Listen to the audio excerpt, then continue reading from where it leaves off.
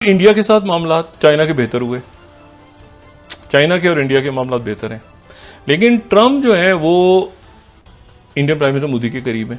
विवेक रामास्वामी, उनका भी नाम चल रहा है कि वो भी शायद कैबिनेट में आ जाए। सियासी खुदा डोनाल्ड ट्रंप अमेरिका में बरसर इक़्तिदार क्या आया है, एंटी मुस्लिम, एंटी पाकिस्तान। तो फिर अब पाकिस्तान का अलग यहाँ कि भैया किस तरीके से मुस्लिम ब्रदरहुड कह लीजिए, किस तरीके से जो ये पूरा लेफ्टिस्ट इकोसिस्टम है उसको किस तरीके से झटका मिलने वाला है। सबसे पहले तो जो ट्रंप है, जिस तरीके से उसने भारत के पक्ष में बोला, जिस तरीके से उसने मोदी के पक्ष में बोला, मैंने किसी चुनाव में इतना नहीं देखा जितना इस चुनाव में हिंदुओं के बारे में बात हुई। में 2025 में डोनाल्ड ट्रंप प्रेसिडेंट बनते ही पहला दौरा करने वाले हैं इंडिया का, तो इस विजिट को कितना इंपॉर्टेंट मान रही है आप इंडिया और अमेरिका के लिए? यानी तो तरक्की का भी इंडिया तो और करेगा, अभी तो इंडिया की तरक्की शुरू हुई है एंड ऑफ कोर्स अनफॉर्चुनेटली जब तरक्की कोई मुल्क कर रहा होता है दूसरे के और इंडिया के मामला बेहतर हैं, लेकिन ट्रम्प जो है वो इंडियन प्राइम मिनिस्टर मोदी के करीब है। लेकिन मैंने आपसे कहा ना कि वो क्यों करीब है, वो उनकी कोशिश यही है ना कि चाइना के, तो क्या वो फिर दोबारा अगर इसको शुरू करते हैं और उनकी कोशिश ये होती है कि वो जो है वो एक्सपेक्ट करें, मतलब यहाँ पर अब वो आ रहा है कि भाई हर एक को हर एक की जरूरत होती है।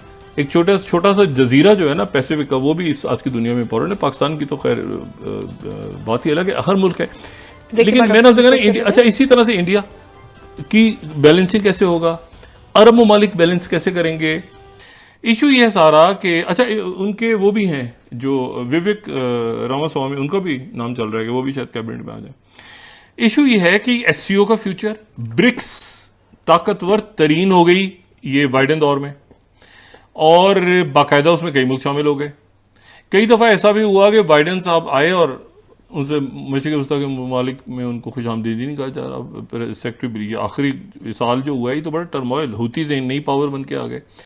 वैसे तो कोई ज़रूरत नहीं है डोनाल्ड ट्रंप को, उनका खाना तो ही रुक रहा है, उनका रोटी मानी टुक्कर तो अब चल पड़ेगा। जाहिर है कि एलन मस्क जैसा आदमी अब जब उसके साथ आ गया, यहूद परस्त, एंटी मुस्लिम, एंटी पाकिस्तान, तो फिर अब पाकिस्तान का अलग हाफिज है। लेकिन बात यह है कि पाकिस्तान इन दिनों अगर हम बात कर लें तो पाकिस्तान को ना ही कोई काबिल ज़िक्र किस्म की फ़ौजी इमदाद अमेरिका देता है, ना ही कोई और काबिल ज़िक्र किस्म की जो है वो पॉलिटिकल एड पाकिस्तान को, डिप्लोमेटिक जो है वो फैसिलिटेशन कहीं मिल रही है कि जिसकी वजह से पाकिस्तान का नातका दुबर हो जाएगा एंड ऑल दैट। एक महाज है कि जहां अमेरिका हमें फैसिलिटेट करता है, और वो IMF से जब हम भीख मांगने के लिए जाते हैं कौमी मफाद के नाम पर, वो भीख दिलाने के लिए अमेरिका हमें फैसिलिटेट कर देता है, मालिक लोगों को फ़ोन कर देता है और वहाँ हमें थोड़ी बहुत सख्त शराइत के साथ हमें भीख दे दी जाती है कि जाओ खाओ मरो।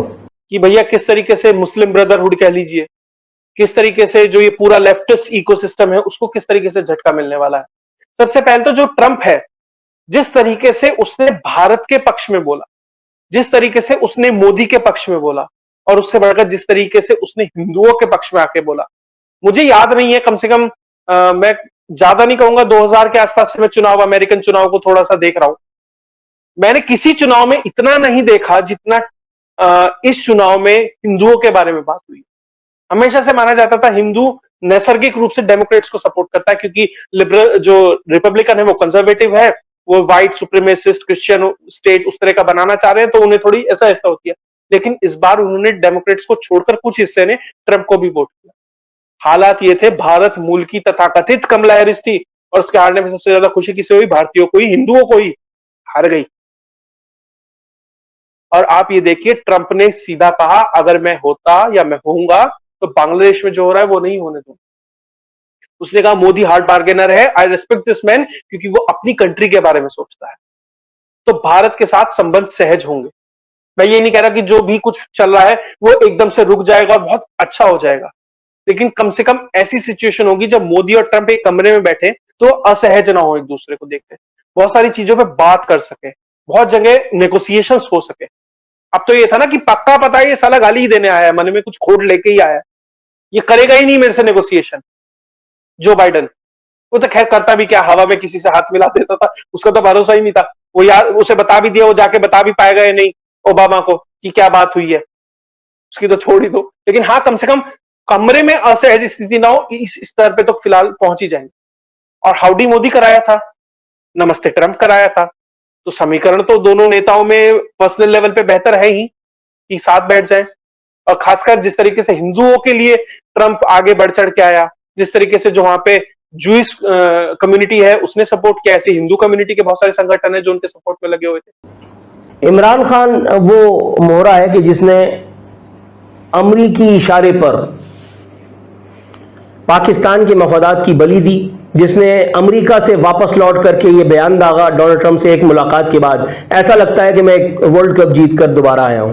और उसके बाद आपने देखा कि आर्टिकल 370 के जरिए भारत ने किस तरह से कश्मीर को, इंडियन ऑक्यूपाइड कश्मीर को हड़प लिया, और उसके बाद पाकिस्तान की हुकूमत ने, इमरान खान की सरकार ने मुजरिमाना गफलत दिखाते हुए सैयद अली गिलानी जैसा आदमी बहैसियत वजीर आजम पाकिस्तान इमरान खान को खतूत लिखता रहा। और ये बदबख्त, ये कोकेन का आदी, ये नशेड़ी, ये जनरल फैज का पाला हुआ, ये जनरल बाजवा की ईजाद, ये जनरल शुजा पाशा, जनरल राहील शरीफ का फलाना फलाना, इसने सैयद अली गिलानी के खत का जवाब देने की जरूरत महसूस नहीं की। अब जो उन्होंने अपना, पहले तो ये आ रहा था कि भैया विवेक रामास्वामी को शायद वो किया जाएगा कि वो अपनी कैबिनेट पे कह लीजिए अपनी टीम में रखेंगे, उपराष्ट्रपति का नाम भी उनका चला बहुत ज्यादा, लेकिन उन्होंने जेडी वांस को लाए। जेडी वांस वो था जो पहले उनका विरोध करता था। तो जो लोग कहते हैं ट्रंप डिक्टेटर है, वो तो इतना अकोमोडेट करने वाला कि भैया जो गाली दे रहा था कुछ समय पहले उसने अपने साथ रख लिया उसे। और ट्रंप ने तो कहा कि मैंने तो उसे विरोधी कैंप में भेजा था जानकारी लेने के लिए और वापस आ गया।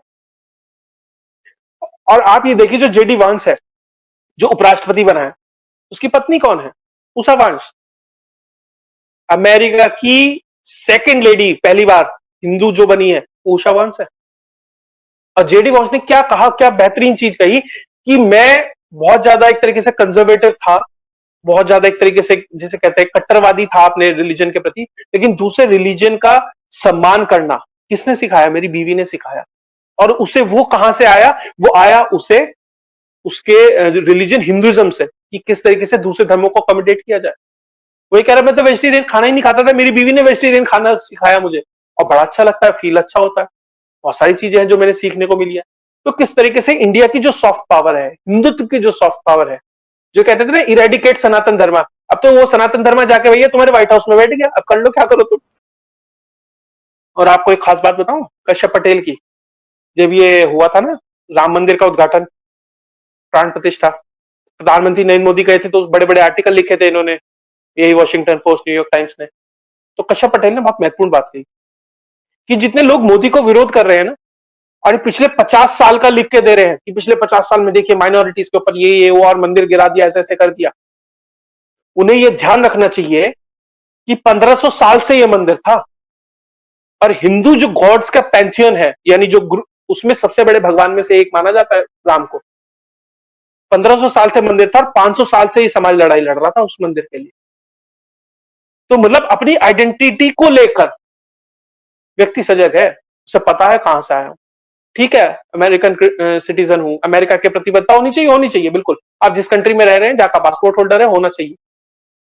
लेकिन तो नमस्कार दोस्तों वर्ल्ड लेवल पर काफी ज्यादा बड़ी चेंजेस देखने को मिल रही है केवल एक कंट्री के चुनाव से, और वो है अमेरिका। अमेरिका का चुनाव पूरे विश्व पे बहुत बड़ा असर छोड़ता है, क्योंकि अमेरिका का कॉर्पोरेशन हर देश के साथ एक अपने लेवल पे है, उसकी व्यापार बहुत बड़ा है, अमेरिका के साथ ट्रेड बहुत बड़ी है, हर चीज में, चाहे वो सैन्य ताकत हो या पब्लिक डिमांड के ऊपर कोई भी प्रकार की सेवाएं हो, वो सभी अमेरिका के तौर पे काफी ज्यादा विकसित है। तो ऐसे में सबसे बड़ी खबर दोस्तों निकल के आ रही है कि अमेरिका के ऊपर एक बहुत बड़ा चेंज आया है। चेंज यही है कि वहाँ की जो लेफ्ट माइंडसेट, जो आपको पता ही होगा, जो बाइडेन और कमला हैरिस, वो लेफ्टिस्ट पार्टी कही जाती है एक तरह से, और अमेरिका में अब आ गए हैं, जैसे इंडिया में नरेंद्र मोदी की है राइट विंग बीजेपी, वैसे ही वहाँ रिपब्लिकन पार्टी डोनाल्ड ट्रंप की आ गई है, और डोनाल्ड ट्रंप एक राइट विंग के व्यक्ति हैं। खासकर उनका एक अच्छा खासा ब्रदरहुड है वहाँ के हिंदुओं के साथ। ऐसा बताया जा रहा है कि वहाँ के उनकी कैबिनेट में कई सारे हिंदू हो सकते हैं, जिसमें खासकर 2 नाम सामने आ रहे हैं। उसमें सबसे इंपॉर्टेंट नाम मैं आपको बता देता हूँ, ये आप ध्यान रख लेना। एक तो है वहाँ के आकाश पटेल करके है, जो कि CIA का प्रमुख जैसे बनाया जा सकता है। और आकाश पटेल के बारे में तुम्हें थोड़ा सा ब्रीफ अगर जानकारी आप लोगों को दूं तो उसमें बता दूंगा, आकाश पटेल ने खुलकर समर्थन किया था कि 500 वर्षों के बाद भगवान श्री राम का मंदिर अयोध्या में बना है, उसका उन्होंने खुलकर समर्थन किया था। तो आप समझ लिए एक प्रो हिंदूवादी व्यक्ति हैं। साथ में विवेक स्वामी मूर्ति, जिसको आप जानते हो, जो कि प्रेसिडेंट के लिए खड़े हुए थे लेकिन ट्रम्प के लिए बाद में पीछे हट गए, वो भी एक बड़े लेवल पे ट्रम्प के कोई मंत्री बनाए जा सकते हैं। तो ऐसे में भारत या मतलब कहूँ तो हिंदू माइंडसेट का एक अच्छा खासा दबदबा ट्रम्प की कैबिनेट में देखने को मिलेगा। उसका फायदा ये होगा कि जो कि इस्लामिस्ट मुस्लिम ब्रदरहुड भारत के खिलाफ जो विदेशी मुल्कों में खड़े होते हैं, उसको काउंटर करने के लिए एक बेहतरीन जवाब भारत को मिल गया है। ये मेरी तरफ से मेरी राय है, लेकिन ट्रम्प भी काफी ज्यादा हिंदू सपोर्टिव है, तो ऐसे में कोई दिक्कत वाली बात होगी नहीं। फिर इस पर आपकी क्या राय है कमेंट सेक्शन में जरूर बताइएगा। जय हिंद, वंदे मातरम।